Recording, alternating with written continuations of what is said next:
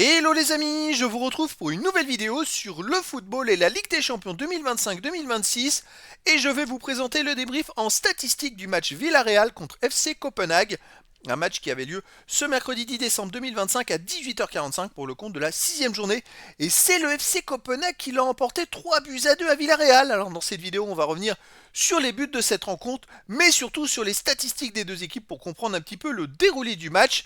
Et on verra ensuite le classement de la Ligue des Champions mis à jour et on terminera par les prochains adversaires pour ces deux équipes dans cette compétition. Alors une victoire 3-2 à l'extérieur de Copenhague grâce entre autres à un but dès la deuxième minute de Elyounoussi. Copenhague ouvert le score très rapidement, il menait 1-0. Il y avait 1-0 à la mi-temps pour Copenhague. Début de deuxième mi-temps, égalisation de Villarreal par Komesana à la 47e, mais juste derrière, Copenhague a repris l'avantage une minute après à la 48e par Achouri. Ensuite, Villarreal a nouveau égalisé par Olu Vassei à la 56e minute. Et en fin de match, à la 90e, Cornelius a marqué le troisième but de Copenhague qui permet à son équipe de l'emporter à l'extérieur 3-2.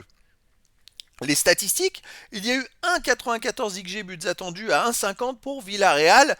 Donc léger avantage pour Villarreal, mais malheureusement pour eux, c'est pas eux qui l'ont emporté, c'est Copenhague qui a marqué un but de plus. Les stats dans le jeu, 51,9% de possession de balle à 48,1% pour Villarreal, 424 passes tentées à 410, 357 passes réussies à 321, 84,2% de passes réussies à 78,2%. Villarreal était légèrement devant collectivement. 12 occasions à 5 pour Villarreal, 19 tirs à 8 pour Villarreal, mais seulement 5 tirs cadrés à 4 pour Villarreal. Vous voyez, Copenhague a cadré 4 tirs sur 8, Villarreal 5 sur 19, c'est quasiment à peine 25%, alors que Copenhague c'est 50%. Et c'est vrai que Copenhague, ils ont mis 3 buts en 4 tirs cadrés, c'est quand même très très fort. Si Villarreal avait cadré beaucoup plus de tirs, une dizaine, ils auraient peut-être gagné le match 4-3. C'est dommage pour eux. 6 tirs contrés à 2 pour Villarreal, pas de poteau, 3 hors-jeu à 0 pour Villarreal. Les autres statistiques, il y a eu 6 corners à 4 pour Villarreal, 27 centres à 9 pour Villarreal, 12 interceptions à 10 pour Villarreal, 14 stacks partout, 51 duels gagnés partout, 3 arrêts à 1 pour Copenhague, 15 fautes à 14 pour Copenhague, 3 jaunes à 2 pour Villarreal, pas de rouge. Là aussi encore, égalité dans les tacles et dans les duels gagnés, mais dans les autres statistiques, c'est Villarreal qui a été devant. Et malheureusement pour eux, ils n'ont pas réussi à gagner le match, ils l'ont perdu malheureusement pour eux. Alors, au niveau du classement, ces deux équipes sont la deuxième partie du classement, alors qu'il y a encore 7 matchs à jouer dans cette journée et 14 équipes qui n'ont pas joué. Copenhague est 23e grâce à cette victoire. Ils ont 7 points en 6 matchs, 2 victoires, 1 nul, 3 défaites, 10 buts marqués, 16 encaissés, moins 6 de différence de but. Ça les relance complètement.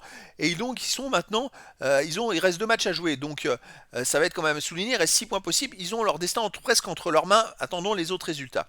Villarreal, de son côté, est éliminé pour moi. Ils sont 35e avec un seul point en 6 matchs. Aucune victoire, 1 nul, 5 défaites. 4 buts marqués, 13 buts encaissés, moins 9 de différence de but. Villarreal, est avant-dernier et il reste 6 points possibles, même s'ils gagnaient les 2 matchs, je ne pense pas que ça leur permettrait de se qualifier.